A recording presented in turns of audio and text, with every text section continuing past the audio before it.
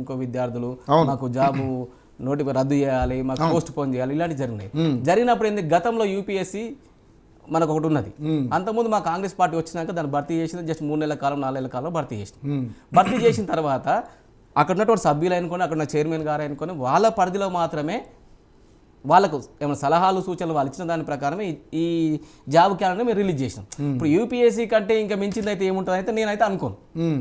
ఎందుకంటే గతంలో యూపీఎస్సీ ఏ రకంగా పనిచేసింది, ప్రస్తుతం ఎలా పనిచేస్తుంది, దాని సభ్యులు ఎంత, వాళ్ళకున్న అర్హత ఎంత, ప్రతి ఒక్కటి చూసుకుంటే ఎక్కడ కూడా మనకు బేసాలు లేవు. దాన్ని పర్టికులర్గా యూపీఎస్సీని బేస్ చేసుకొని మాత్రమే మా ఈ ఏదైతే జాబ్ క్యాలెండర్ ఉందో అది ముందుకు పోతుంది. కానీ మీరు ఏదో ఇప్పుడు నిరుద్యోగులకి ఏదో మనం న్యాయం చేసామని ఉద్దేశంతో లేకపోతే ఇంకో రకంగానో మీరు పాలాభిషేకాల దాకా వెళ్ళారు ఏది ఆ జాబ్ క్యాలెండర్ విషయంలో.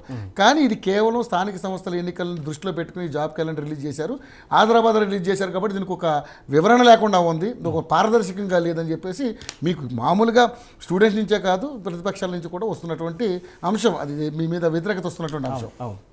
సో దీని మీద ఏం సమాధానం చెప్తారు? ఇప్పుడు గత ప్రభుత్వాలు రాజకీయాలకు అనుగుణంగానే, ఓట్లకు అనుగుణంగానే ఏ అయితే తప్పిదాలు చేస్తున్నాయో, ఈ ప్రభుత్వం రాజకీయాల కోసం కాదు ఇది చేసేది, రాష్ట్రాన్ని బాగుపెట్టే విధంగా చేయడానికి మాత్రమే ఈ నోటిఫికేషన్ తీసుకొచ్చింది.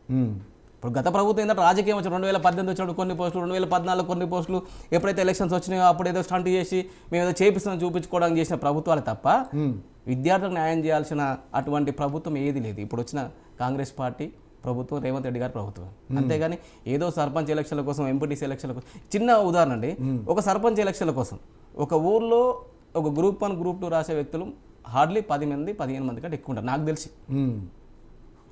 ఆ 10 మంది కోసము ప్రభుత్వం ఇలాంటి నిర్ణయం తీసుకుంటుందని నేను అనుకోను.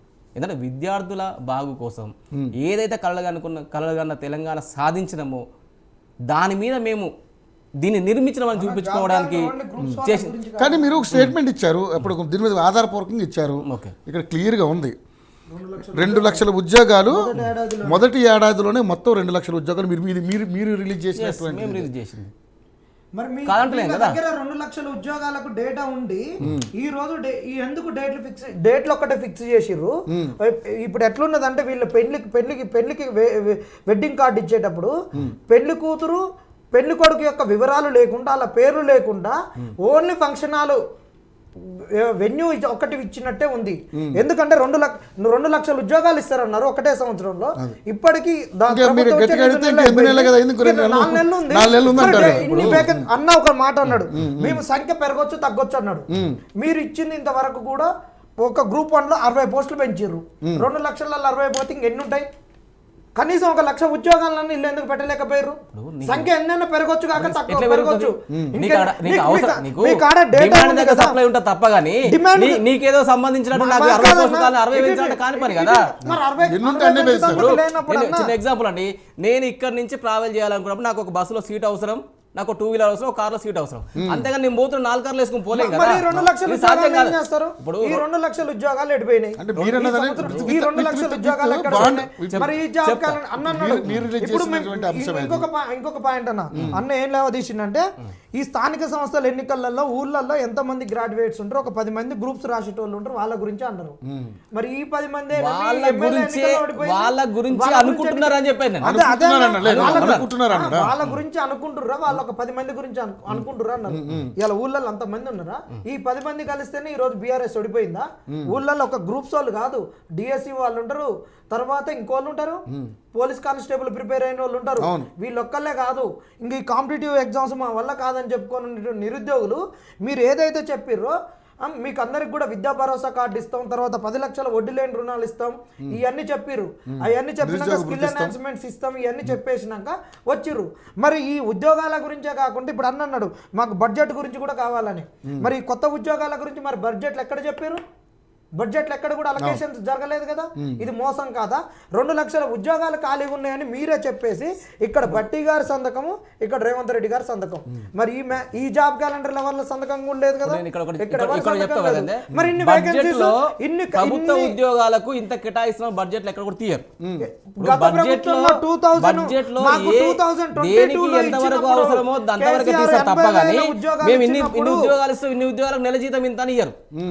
నెల ఉద్యోగం కాదన్న, ఇప్పుడు ఒకటి కొత్త simple. ఉద్యోగాలు అనేటటువంటి అన్ఫోర్సీన్ మీకు అనుకోకుండా వస్తున్నటువంటి ఉద్యోగాలు. మీరు 2 లక్షల ఉద్యోగాలని ఒక సంవత్సరంలో అన్నారు. ఒక సంవత్సరం క్యాలెండర్ ఇయర్ అయిపోతుంది, ఇంకొక సంవత్సరం క్యాలెండర్ ఇయర్ నుంచి మీరు డేట్లు పెట్టుకుంటూ వస్తున్నారు. మరి ఇన్ని 2 లక్షల ఉద్యోగాలకు అన్నప్పుడు మీరు ఇంకా మాకు ఒక ఆశ కల్పిస్తున్నారు, ఇంకా మీకు మంచి నెంబర్ రావచ్చు, పెరిగి రావచ్చు అంటున్నారు. అంత మీకు దూరదృష్టి ఉన్నప్పుడు 2022-23 బడ్జెట్లో 80,000 ఉద్యోగాలు ఇస్తున్నప్పుడు ఇదే కేసీఆర్ ప్రభుత్వం 1,000 కోట్లు కొత్త ఉద్యోగులకని కల్పించిర్రు, బడ్జెట్ అలొకేషన్ చేసిర్రు. మీరు ఇంకా నెంబరు 2 లక్షల ఉద్యోగాలు ఆ రోజు మీరు చెప్పినాయి. ఇప్పటికి ఉన్న ఖాళీలు 2,67,316 ఇప్పుడు స్టిల్ ఉన్నాయి. Still vacancies PRC committee report ఉన్నది. కేసీఆర్ గారు చెప్పిన మాటలు మీరు నమ్ముతున్నారా? అంటే బడ్జెట్ లో మీరు కేసీఆర్ క్లియర్ గా మీ నమ్మకాన్ని గెలవడగొట్టిర్రు. నేను అదే చెప్తున్నా, నేను క్లియర్ చెప్తున్నా. ఏంటంటే ఇప్పుడు ఏదైతే పేపర్ మీద లెక్కలు చూపించి 2,63,000 ఉద్యోగాలు ఖాళీ ఉంది అనేది తీసిన లెక్కలు. అవును, అది ఆల్రెడీ కాదు.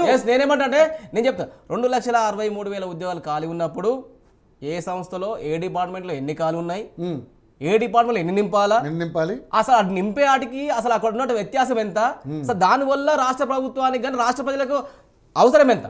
మరి అది తెలియకుండా 2 లక్షల ఉద్యోగాలని మీరు ఆ రోజు ఇచ్చారు. పాయింట్ మీరు తెలియకుండా ఇచ్చారు. ఆ రోజు ఎక్స్టెండ్ చేయకుండా అధికారం ఇవన్నీ ఇచ్చారు. ముందే బేరీజ్ చేసుకోకుండా మరి ఇవన్నీ ఎన్నికలు లెక్క వేసుకోకుండా మీరు ఇట్లా స్టేట్మెంట్ విత్ సంతకాలతో ఇవ్వడం అనేదే కదా అక్కడ నేను ఇది పాయింట్. కూడా చెప్తున్నా ఇక్కడ. ఇప్పుడు రాష్ట్ర ప్రయోజనాల దృష్ట్యా మరి ఆ రోజు రాష్ట్రానికి ఏం అవసరం, అప్పుడు- ఎంత అప్పుడు- అవసరం? అప్పుడు మీరు నేను ప్రయోజనాలు చెప్తున్నా. కనిపించలేదు. నేను అప్పుడు ప్రయోజనాలు కల్పించలేదు. అప్పుడు అధికారం ఒక్క నిమిషం. రావడం మీ మీరు ప్రయోజనం. అధికారం రావడానికి కోసం ఇది అన్న, వెనక జాబ్ క్యాలెండర్ కూడా ఉంది. ఆ రోజు ఇచ్చిన ఎమ్మెల్యే ఓట్లప్పుడు నేనేమంటే 41, 42 పేజీలు ఇచ్చిర్రు, డేట్లతో సహా ఇచ్చిర్రు. మరి ఆ రోజు మీకు ఇంత అనాలిసిస్ లేదా మీ దగ్గర? ఇప్పుడు కాదు కదన్నా. మామూలుగా మీరు కూడా ఒక ఇప్పుడు నేనేమంటే పాయింట్ ఆఫ్ వ్యూ నన్ను కూడా మాట్లాడిన మాట్లాడండి. నేనేమంటే మనం గత ప్రభుత్వం అధికారులు ఉన్నప్పుడు రాష్ట్ర రాజకీయాలను మలుపు తిప్పడానికి రాష్ట్రాలకు ఉన్న అవసరాలు ఎంత, రాష్ట్రాలకు చేయాల్సింది ఎంత, అసలు రాష్ట్రం జరుగుతుంది ఏంటి? ఇప్పుడు ఏంటంటే గత 10 సంవత్సరాలు 1,60,000 ఉద్యోగాలు భర్తీ అయినప్పుడు ఉద్యోగాల కొరత ఉంది, ఉద్యోగాల డిమాండ్ ఉన్నప్పుడు కూడా ప్రభుత్వం ఉద్యోగాలు సృష్టిస్తలేదు. కాబట్టి మనం ఏం చేయాలి? ఇన్ని ఉద్యోగాలు ఖాళీ ఉన్నాయి కదా, అంటే నేను సంవత్సరానికి 2 లక్షలు అన్నా 5 సంవత్సరాలు 10 లక్షల ఉద్యోగాలు భర్తీ చేయగలుగుతా. ఒక పాయింట్ అన్నాడు, సృష్టించడం అంటున్నాడు.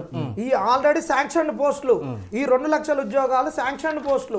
ప్రభుత్వం దగ్గర ఏ డిపార్ట్మెంట్ కి ఎంత శాంక్షన్ చేసింది కాబట్టి 2 లక్షల ఉద్యోగాలు. పిఆర్సీ కమిటీ ఏంది, పేర్ రివిజన్ కమిటీ, బిస్వాల్ కమిటీ. ఆ బిస్వాల్ కమిటీలో చెప్పిందే మా చేతికి ఇస్తే మేము ఎన్నికల వేళపోయి అందరికి ఇగో అదే చూపించి మీరు మేము పోయి అందరికి చూపించి ఇగో ఇది కరపత్రాలు ఇట్లా తీసుకొని పోయి, ఇంకా దారుణంగా తెలుసా, ఒక్కొక్కరు మా సూర్యాపేట జిల్లాలో మేమే కాంగ్రెస్ కేసీఆర్ ఓటేస్తే 30 లక్షల మంది నిరుద్యోగులను చంపేస్తారు అని ఇట్ట మేము చెప్పి మీ కాంగ్రెస్ కు ఓటేపిస్తే మీరు చెప్పిన మాటలకు మేము వేపిస్తే ఈ రోజు మీ దగ్గర ఇంకొకటన్నా, ఈ శాంక్షన్ పోస్టులు మీరు వచ్చిన కాడి నుంచి ఇంతవరకు కూడా ఒక్క పోస్టును కూడా ఎన్హాన్స్ చేయలేదు, కొత్త పోస్టును గవర్నమెంట్ లో సృష్టించలేదు. మీరు ఇచ్చిన హామీని ఎందుకు తుంగలో దొక్కి డేట్ ఎందుకు పెట్టట్లేదు? ఉన్న వేకెన్సీస్ పెట్టారు కదా, పెరిగే సంగతి దేవుడు ఎరుగు. ఇంకొకటి గ్రూప్ 2, గ్రూప్ 3లో పోస్టులు పెంచమని అడిగినప్పుడు మాకు జాబ్ క్యాలెండర్ వస్తుంది, జాబ్ క్యాలెండర్ లో మేము ఉన్న ఎన్ని ఇస్తామన్నారు.